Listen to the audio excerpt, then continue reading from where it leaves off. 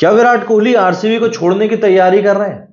क्या आपको लगता है कि जब 2025 का मेगा ऑक्शन होगा तो विराट कोहली आरसीबी का हिस्सा नहीं होंगे? 2011 का जो मेगा ऑक्शन हुआ था उसमें आरसीबी की तरफ से सिर्फ और सिर्फ कोहली को रिटेन किया गया था, लेकिन ऐसा लग रहा है कि अगली बार का जो मेगा ऑक्शन होगा उसमें कोहली खुद ही हाथ जोड़ लेंगे कि भैया हम पे कृपा करो, हमें माफ करो। मतलब या तो आप ये बोलते कोहली को जाकर कि भैया 11 खिलाड़ियों की जिम्मेदारी आपको ही निभानी है, 7वें नंबर तक कोहली बैटिंग करेगा, बॉलिंग की बारी आएगी तो चारों पांचों बॉलरों की जगह पर कोहली ही बॉलिंग कर लेगा, बस फील्डिंग करने के लिए हम कुछ लोगों को खड़ा कर देंगे, लेकिन बाकी सारे काम जो है सिर्फ और सिर्फ कोहली करेगा। क्योंकि फिलहाल तो वही सिचुएशन बन रही है, भाई विराट कोहली ही रन बना रहा है। और अगर ये सिचुएशन है तो आप मुझे बताओ कि आखिर क्यों विराट कोहली को आरसीबी नहीं छोड़ना चाहिए। कल आरसीबी ने 183 बनाए, उसमें से 113 रन थे आपके कोहली भैया के, 70 रन बचे बाकी के 70 रन। तो क्या बाकी की जो टीम है वो विराट कोहली को दूसरे एंड पर बैटिंग करते हुए देखने के लिए खेलने आती है? भाई फाफ डु प्लेसिस आपका कप्तान है ना, क्या कर रहा है आपका कप्तान? 44 रन बनाए ना उसने, वो 44 रन फाफ भैया ने ऐसा लग रहा था किसी मजबूरी में बनाए। उसकी बैटिंग ऐसी लग रही थी कि उसकी इच्छा ही नहीं हो रही खेलने की, वो चाह रहा कि भाई मुझे आउट क्यों नहीं कर रहे हो यार तुम लोग, मुझे जाना है अंदर। और आखिर में आउट हुआ भी वैसे ही। चहल ने एक बॉल बिल्कुल ही वाइड डाली, मतलब जो कहते हैं ना सामने ऑफ स्टंप की तरफ बिल्कुल वाइड जो क्रीज रहती है उसकी तरफ फेंकी, बंदे ने बल्ला घुमाया, बोल्ट ने कैच छोड़ दिया, आपका कैच छूटा है।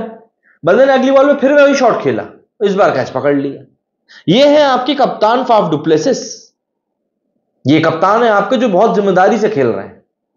कैमरन ग्रीन, इन महाशय को मुंबई से ट्रेड किया गया था, मतलब घाटे का सौदा यदि आपको कहीं देखना हो ना तो प्लीज एक बार जरा इस सौदे की तरफ देखिएगा। कैमरन ग्रीन वहां बल्ला घुमा रहा है, भाई बॉल टच भी नहीं हो रही है, एच तो दूर की बात है, मिडिल की तो मैं बात ही नहीं कर रहा, टच ही नहीं हो रही।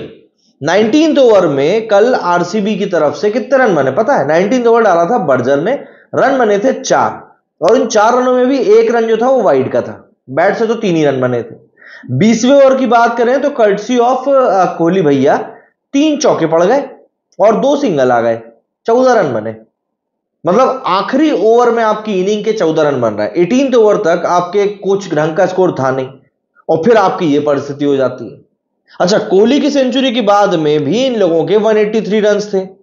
लोग बोल रहे हैं कि भैया कोहली जो है वो टुक टुक इनिंग खेल कर गया है ना। अब मुद्दे के ऊपर आते हैं, लोग बोल रहे हैं कि कोहली जो है वो टुक टुक इनिंग खेल कर गया और कोहली को ऐसी इनिंग तो खेलना बिल्कुल डिजर्व ही नहीं करता था, मतलब आप T20 खेल रहे हो, ये कोई तरीका नहीं होता खेलने का। अब देखो कोहली ने जो रन बनाए हैं वो 113 रन बनाए हैं उसने 72 बॉल्स में, ठीक है।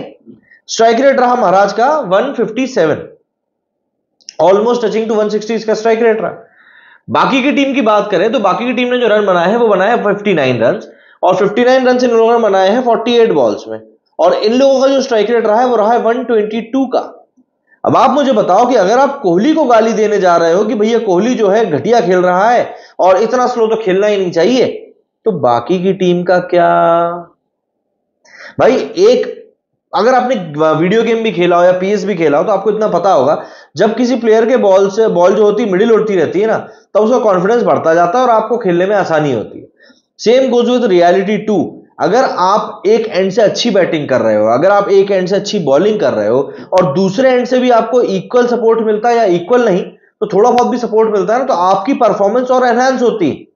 एक बॉलर के तौर पर अगर आप अच्छी बॉल कर रहे हो और आपकी साथ वाला जो बॉलर है वो भी अच्छी परफॉर्मेंस दे रहा है, तो आप विकेट निकालोगे, आपका साथ वाला विकेट निकाले, क्योंकि प्रेशर आप दोनों तरफ से क्रिएट कर रहे हो। And same goes with batting too. अगर आप एक तरफ से बैटिंग कर रहे हो और दूसरी तरफ वाला बैट्समैन भी आपको पूरा सपोर्ट कर रहा है, तो आपका जो स्ट्राइक रेट है वो, आपकी जो बाउंड्री हिटिंग कैपेबिलिटी है वो बिल्कुल टॉप नॉच रहेगी। लेकिन अगर आप एक तरफ से बैटिंग कर रहे हो, जो कोहली के साथ हो रहा है, अगर आप एक तरफ से बैटिंग कर रहे हो, दूसरी तरफ बैट्समैन टिक कर खेल नहीं पा रहे हैं और टिक रहे हैं तो सिर्फ बॉलें खा रहे हैं, तो ऑटोमेटिकली आपके ऊपर प्रेशर आ जाएगा कि आपको पहली बात तो जो स्कोरिंग रेट है आपको वो बढ़ा के रखना है, और दूसरी बात आपको यह भी देखना है कि सामने वाले प्लेयर के ऊपर ज्यादा प्रेशर ना है। एक सिनेरियो समझाता हूं आपको। मान लीजिए कि कोहली ने ओवर की पहली बॉल पर मार दिया चौका, अगली बॉल पर उसने लिया सिंगल। अब क्या हो रहा है, सामने वाला जो बैट्समैन है उसने पहले डॉट खेल दी, फिर उसने डॉट खेल दी, फिर उसने एक प्लेयर के हाथ में एक सिंगल मार दिया। अब आखिरी बॉल कोहली के पास में, अब या तो कोहली इस बॉल पे बाउंड्री मार ले, या भाई देख ले कि हाँ चलो अगले ओवर में अब रन बना लेंगे क्योंकि इस ओवर में 6 रन आ गए। और जो हम बोलते हैं ना कि भाई टुक टुक इनिंग, वो ऐसे होती है। अब दूसरा सिनेरियो समझो, मान के चलो कोहली ने पहली बॉल पे चौका मारा, दूसरी बॉल पे उसे सिंगल ले लिया। अगर तीसरी बॉल पे बंदा सामने वाला फिर से सिंगल लेता है तो कोहली के पास अब फिर से 3 बॉल है। या चलो ठीक है, उसने सिंगल नहीं लिया, उसने डॉट बॉल निकाल दी, लेकिन उसके बाद उसने चौका या छक्का मार दिया। अब ऐसे में होता क्या है ना कि कोहली को दिख रहा है कि सामने वाला जो बैट्समैन है ना वो भी रन से स्कोर कर रहा है, वो स्ट्रगल नहीं कर रहा। लेकिन यहां क्या हो रहा है, यहां पे चल रहा है पूरा वन मैन शो, सिर्फ रन बन रहा है तो विराट कोहली रन बना रहे हैं साहब। और दूसरा अंबाती रायडू का जो फेमस इंटरव्यू था अभी जो उन्होंने स्टार स्पोर्ट्स पर दिया था, उस इंटरव्यू में अंबाती रायडू ने कहा था कि जब सिचुएशन कठिन आती है तब आप मुझे बताइए कि आखिर ऐसा कौन सा बैट्समैन है जो आरसीबी का खड़ा रहता है। वहां पर आपको या तो कोई यंगस्टर दिखेगा या फिर आपको दिनेश कार्तिक दिखेगा। कल के मैच में जब कोहली खड़ा हुआ था तब आप मुझे बताओ कि उसके साथ आपको कौन खड़ा दिख रहा था। भाई बैट्समैन का मतलब यह है कि आप क्रीज पे आ रहे हो तो आप रन बनाओ। या तो देखो कल फाफ डु प्लेसिस से या तो गलती हुई, कैमरन ग्रीन को जिस पॉइंट पर भेजा गया था वहां पर कैमरन ग्रीन का ना भेजकर दिनेश कार्तिक को भेजना चाहिए था। भाई दिनेश कार्तिक का रोल ही ये है कि साम दाम दंड भेद कुछ भी करो लेकिन आखिरी के 2-3 ओवरों में बल्ले को बॉल पे मारो। कैमरन ग्रीन यही नहीं कर पा रहे थे, कैमरन ग्रीन बॉल को बल्ले से टच ही नहीं कर पा रहे थे। तो ऐसी सिचुएशन में जहां पर कोई भी कोहली को सपोर्ट नहीं कर रहा है, क्या यह चीज बिल्कुल पॉसिबल नहीं हो सकती कि कोहली दूसरी फ्रेंचाइजी में चला जाए। हालांकि कई सारे मौकों के ऊपर कोहली ये चीज बोल चुके हैं कि मैं आरसीबी को नहीं छोड़ूंगा, बट कभी कभी आपका जो ये हठयोग होता है ये आपके लिए काफी ज्यादा परेशानी का सबब बन जाता है। अब अभी अगर हम लोग बात करें जिस पॉइंट ऑफ टाइम पर हम बात कर रहे हैं आईपीएल की, तो आईपीएल में मोस्ट रन स्कोर्ड की अगर हम बात करें तो विराट कोहली के 5 मैचों में 316 रन हो चुके हैं, 5 मैचों में 316। और इसके बाद जो सेकंड बेस्ट आता है ना वो है रियान पराग 185 रन। मतलब जो अगर हम रन के डेफिसिट की बात करें तो पूरे 131 रन का अंतर है विराट कोहली और उसके सेकंड बेस्ट में। एवरेज की बात कर लो आप 105 का एवरेज है, स्ट्राइक रेट की बात कर लो आप 146 का स्ट्राइक रेट है, चौके बंदे के 29 है, छक्के बंदे के 12 है। मतलब बाउंड्रीज के लिहाज से भी आप देखो ना तो भैया विराट कोहली जो है बहुत आगे है, बहुत आगे। आप कैसे बंदे के स्ट्राइक रेट के ऊपर बात उठा सकते हो फिर ऐसे में, और नंबर ऑफ रन स्कोर्ड भी तो देखो ना।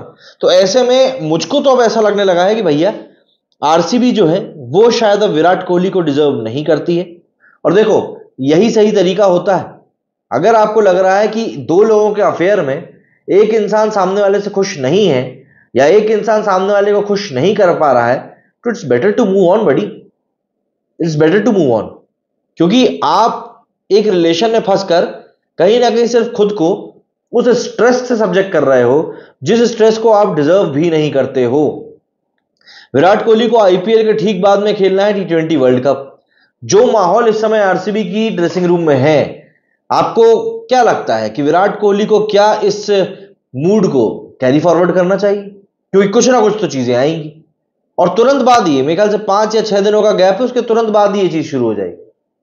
भाई विराट कोहली को इस समय सिचुएशन से निकलना बहुत जरूरी है, क्योंकि आरसीबी को आप एक नहीं पूरे 17वां मौका दे रहे हो और आप एज अ टीम परफॉर्म नहीं कर पा रहे हो। ये बात आपको अब समझनी पड़ेगी, एक्नॉलेज करनी पड़ेगी। और अगर आप ऐसा नहीं करते हो तो फिर आप खुद के साथ कुछ बुरा कर रहे हो, दैट्स इट, और कुछ भी नहीं। क्या कहना है आप लोगों का कमेंट करके जरूर बताइएगा। मेरे वीडियो फिलहाल इतना ही। जय हिंद, जय भारत।